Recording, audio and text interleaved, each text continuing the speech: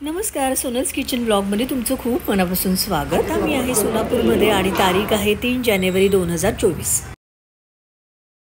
सोहम, माझे मिस्टर आणि त्यांचे मित्र असे आम्ही 4 जण इथे आलोय. काल रात्री 11 वाजताच्या सिद्धेश्वर एक्सप्रेसने आम्ही दादरहून सोलापूरला आलोय. सोलापूर रेल्वे स्टेशनच्या समोरचा हा सर्व परिसर आहे. क्लायमेट खूप छान आहे, थोडी थंडी आहे. हॉटेल आणि फिरण्यासाठी गाडी हे आम्ही आधीच बुक करून ठेवलं होतं. त्याप्रमाणे ही व्हाईट कलरची गाडी आम्हाला पिकअप करायला आली आहे. हॉटेलवर जाणार, आंघोळ करून फ्रेश होऊन ब्रेकफास्ट वगैरे करून नंतर देवदर्शनाला निघायचंय. रेल्वे स्टेशनच्या जवळच म्हणजे अगदी 1 किलोमीटर अंतरावर असणाऱ्या हिरामोती लॉजमध्ये आम्ही 2 रूम बुक केले होते. लॉज आहे, हे हॉटेल नाही आहे, पण रूम छान आहेत, मोठे आहेत, क्लीन आहेत. त्यांनीच आम्हाला फिरण्यासाठी गाडी बुक करून दिली. लॉजच्या समोरच असणाऱ्या या हॉटेलमध्ये आम्ही नाश्ता केला. छान होतं सर्व काही. इडली, डोसा, चहा, साबुदाण्याची खिचडी असे पदार्थ घेतले आम्ही. ब्रेकफास्ट करून झाल्यावर त्याच गाडीने 9 वाजता आम्ही गाणगापूरला जायला निघालो. विटापूर म्हणजे दत्ताचं जन्मस्थान. अच्छा. तिथून ते निघाले पुरोपूरला आले. तिथं त्यांचं एक स्थान आहे मोठं, कृष्णा नदीच्या काठावर. तिथून परत गाणगापूरला आले. मग येता अक्कलकोट. विटापूर म्हणजे इथून विशाखापट्टणम 950 किलोमीटर आहे. आणि ते परळी वैजनाथ ते कुठे? आंबेजोगाई करू शकता दादा. इथून परळी वैजनाथ. श्री दत्तांचं देवस्थान म्हणून प्रसिद्ध असणाऱ्या गाणगापूर इथे आम्ही चाललोय आता, जे इथून 110 किलोमीटरवर आहे. गाणगापूर हे कर्नाटक राज्यामध्ये येतं. हा आहे भीमा आणि अमरजा नदी संगम. इथून श्री दत्त मठ साधारण 2 ते 3 किलोमीटर अंतरावर आहे. भाविक इथे स्नान करून किंवा दीप प्रज्वलित करून मठात जातात. आम्ही इथल्या नदीपात्रात नारळ सोडून दीप प्रज्वलित करणार आहोत. या संगमावर स्नान केल्याने पापक्षालन तसंच व्याधी निवारण होतं असा समज आहे. घे सोम सोडात खाली.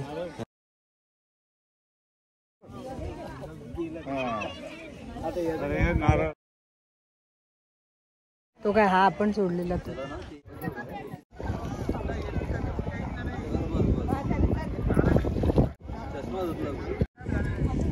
इथे ही अलीकडे अमरजा नदी आहे आणि पलीकडची भीमा नदी. या ठिकाणी दोघांचा संगम झालेला आहे. संगमावरच इथे औदुंबराचं झाड आणि पारायण मंदिर आहे, जिथे शेकडो भाविक एकाच वेळी पारायण करू शकतात. तुम्ही पाहू शकता इथे 4ही बाजूने पारायण करण्यासाठी भाविक बसले आहेत. मधोमध औदुंबराचं झाड आहे. मनातल्या इच्छा व्यक्त करून इथे जर हा दोरा बांधला तर त्या पूर्ण होतात असा समज आहे.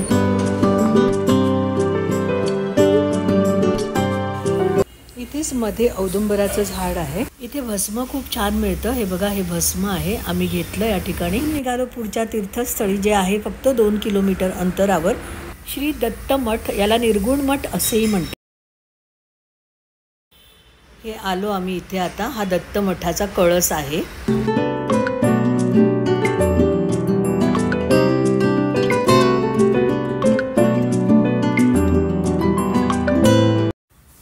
आत गेल्यावर दर्शनासाठी इथे ही झिगझॅग लाईन आहे. इथे आत गेल्यावर रिस्ट्रिक्शन्स आहेत. फोटोज, कॅमेरा, व्हिडिओज अलाउड नाही आहेत. आज गर्दी नाही आहे जास्त, त्यामुळे मोठ्या मोठ्या रांगा नाही आहेत. इथे याच गाभाऱ्यामध्ये दत्तमूर्ती आणि त्यांच्या पादुका आहेत.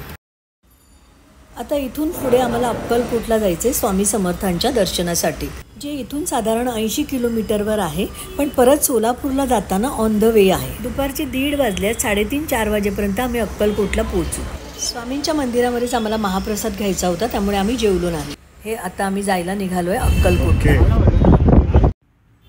आलो आता आम्ही इथे अक्कलकोटच्या मंदिरामध्ये. इथे आम्ही 3:30ला पोहोचलो आणि महाप्रसाद 4 वाजता बंद होणार होता, त्यामुळे आधी आम्ही जेवायला गेलो. हे आमचं प्रसादाचं ताट.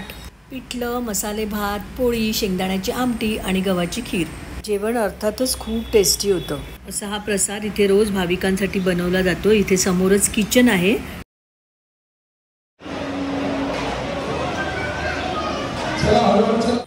तुम्ही पाहू शकता किती भव्य प्रसादालय आहे या ठिकाणी. चला आता मंदिराकडे जाऊया. मंदिराकडे जात असताना रस्त्याच्या कडेने भरपूर सारे शॉप्स होते. सर्व काही पूजेच्या वस्तू इथे मिळत होत्या. चला आता आत मंदिराकडे जायचंय. श्री स्वामी समर्थ. जय जय स्वामी समर्थ.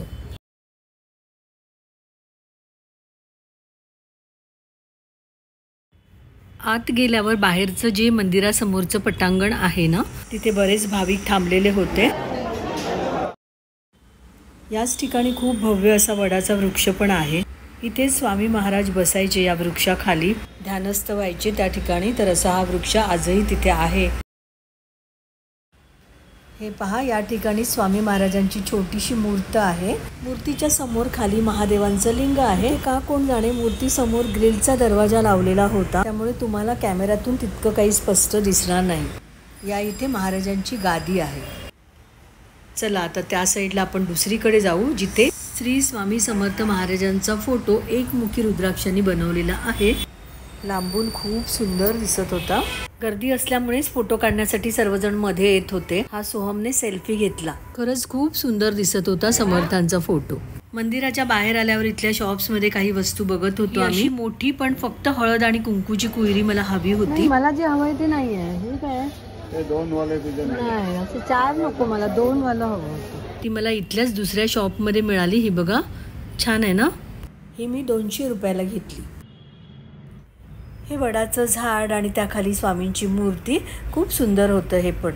मी मूर्ती घेतली नाही कारण घरात बऱ्याच मूर्त्या होतात आणि आपल्याकडे त्यांचं तितकंसं पाळलं जात नाही. आम्ही संस्थानामधून प्रसादाचे लाडू घेतले आणि मग हॉटेलवर जायला निघालो. उद्या आम्ही कुठल्या तीर्थक्षेत्रावर जाणार ते बघूयात व्हिडिओच्या पुढच्या ब्लॉगमध्ये. हा व्हिडिओ जर तुम्हाला आवडला तर लाईक करून माझ्या चॅनलला सबस्क्राईब करा. पुन्हा भेटूच नवीन व्हिडिओ सोबत. Bye bye.